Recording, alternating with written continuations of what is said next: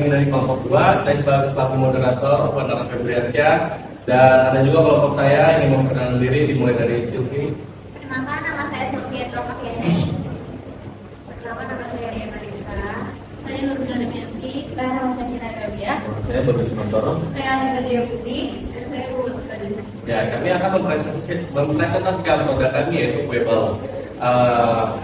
Tidak membutuhkan waktu lama, kita masuk saja ke dalam presentasi bagaimana cara pembuatan kue balok. Ya, dimulai dari kelompok kami. Awal pembuatan kue balok kita menggunakan mixer, tentunya juga perlu tepung terigu, telur, soda kue dan butter. Cara pengolahannya menggunakan mixer, semua bahan dicampur menjadi satu, lalu kita sudah mengembang, sudah menjadi adonan. Kita mempunyai cetakan berupa kotak-kotak seperti kue balok, lalu dipanaskan menggunakan kompor bawahnya untuk mematangkan bagian bawah seperti ini oleh coklat. Lalu atasnya kami menggunakan oven modern yang berupa arang, jadi untuk memanaskan atas ini supaya mengembang. Seperti itu cara buatan kue balok. Ya, selanjutnya ada bagian aspek produksi. Aspek produksi dan juga pengenalan beberapa topping kue balok juga. Ada kue balok menyediakan dua variasi. Yang pertama menggunakan topping dan yang kedua tidak menggunakan topping atau original.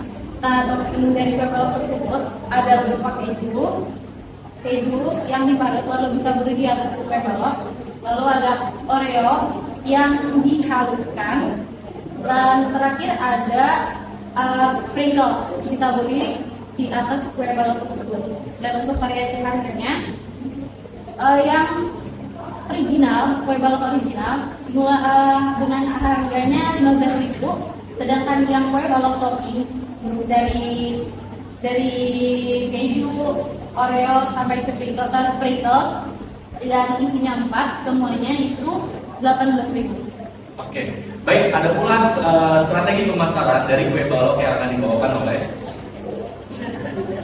Jadi strategi pemasaran kami menggunakan 4 yaitu produknya tentu kue balok dengan berbagai aneka topping, ada juga yang original. Lalu taste, kami punya stand tersendiri dengan produksi di ruangan. Lalu price ada yang original 15.000 sampai yang topping 18.000. Dan solution kami menggunakan sosial media. Kami menggunakan sosial media Instagram dan TikTok. Lalu kami menggunakan WhatsApp Business sebagai media promosi kami. Lalu untuk aspek pemasaran sendiri dari segmenting, kami menargetkan mulai dari usia anak-anak, remaja, sampai orang dewasa. Karena kue balok ini cenderung versatile, bisa dinikmati kapanpun dan oleh segala kalangan usia. Lalu untuk targeting, kami menargetkan wilayah sekitaran kampus Unidra karena seluruh anggota produksi kami juga berkuliah di kampus Universitas Udayana PDRI. Lalu kami juga untuk memperluas pemasaran, kami menggunakan sosial media seperti saya sebutkan tadi.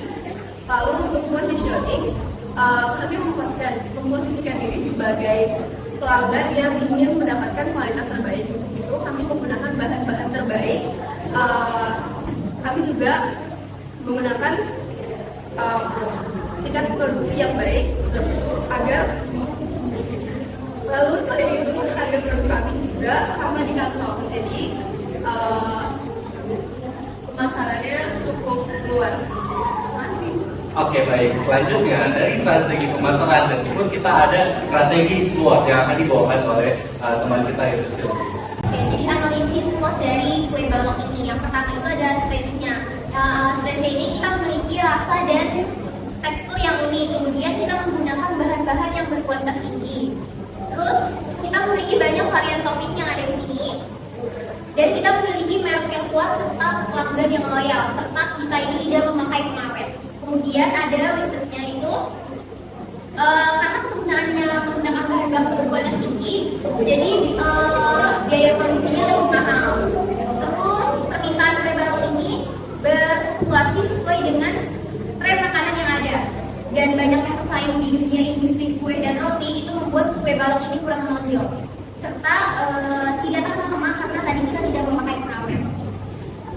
Kemudian ada bonusnya yaitu yang pertama, karena meningkatnya minat pelanggan terhadap makanan manis, jadi kue balok ini memiliki peluang yang besar. Terus pemanfaatan platform online seperti Shopee Food dan GoFood itu membuat kita bisa memperluas jangkauan pasar dan meningkatkan penjualan. Serta kita bisa mengembangkan variasi-variasi produk baru yang sesuai dengan minat pelanggan. Yang terakhir itu ada trade-nya. Karena selera konsumen itu cepat berubah-ubah, jadi membuat kue balok ini kadang kurang diminati. Persaingan ketat dalam dalam produsen yang menawarkan barang yang sama dengan harga yang lebih murah, serta kondisi ekonomi yang tidak stabil itu mempengaruhi daya beli konsumen. Ya, baik. Selanjutnya ada pula kapasitas produksi yang kita produksinya dalam sehari akan dibawakan oleh Ria. Buat kapasitas produksi ini, kue balok itu membutuhkan menghabiskan 1 kali adonan yang berisi 1 kilo tepung terigu, 8 buah telur, dan gula pasir, crumb butter, dan lainnya. Dan satu hari itu kita menghabiskan 22 porsi, ya. Jadi kalau sebulan itu 22 porsi dikali 30 hari sama dengan 660 porsi. Oke, selanjutnya ada pula BP, unit, dan rupiah yang akan dibawakan oleh saudara Nurbila.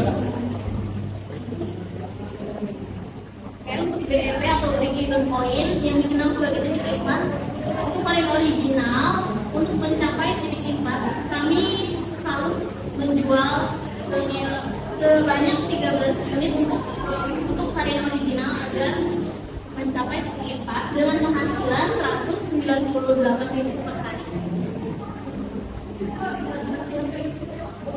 Lalu untuk varian topping untuk mencapai titik impas, kita harus menjual sebanyak 11 unit per hari dengan pencapaian per hari sebesar 198.000 dan bulannya 5.940.000. Dan untuk varian original tadi per bulan itu kita mencapai 5.850.000. Ya, baik, itu dia aspek-aspek dari produksi kue balok. Selanjutnya kita serahkan kepada Hemita. Bagaimana, Hem? Bagaimana menghadapi kompetitor? Kalau misalnya ada yang jualan kayak gini sama nih, bagaimana menghadapinya? Kami punya ciri khas sendiri nih. Kue balok kan biasanya kan rata-rata kayak original aja nih, nggak pakai topping. Nah kita punya ciri khas tersendiri nih, kita menggunakan topping. Karena mengikuti zaman nih. Bagaimana kalau orang itu juga seperti itu? Kompetitornya juga bisa meniru. Apapun bisa ditiru. Iya, baik. Jadi mungkin kita menggunakan promo kan. Informasinya dari influencer sekarang kan Ya. banyak. main di promo. Ya, dari influencer yang memperluas pasarnya. Selain dari situ, kita pun ada pula mengikuti event-event kuliner lainnya. Di saat ada bazar atau mungkin itu kita akan memasukkan produk kita dalam booth di bazar tersebut. Kita akan menyewa booth di bazar-bazar di kuliner-kuliner masyarakat. Seperti itu. Jadi bikin sendiri atau ada agen yang itu yang kamu ambil dari mana? Ada kuenya maksudnya? Ya, tapi saya pernah kerja di kue balok, jadi saya pernah langsung di tempat produksinya. Ini dapatnya kamu dari Dari dunia supplier. apa dilakukan itu? Emang udah dulu semua.